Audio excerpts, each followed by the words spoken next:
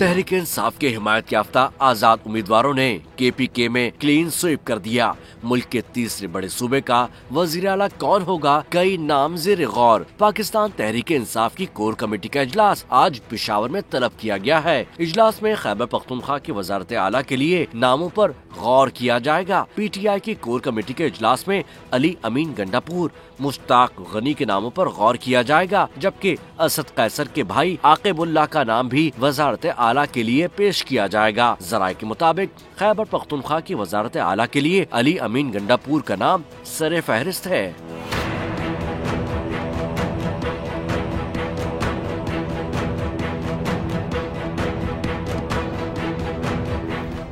Subscribe करें और bell दबाएं ताकि कोई खबर रह न जाए।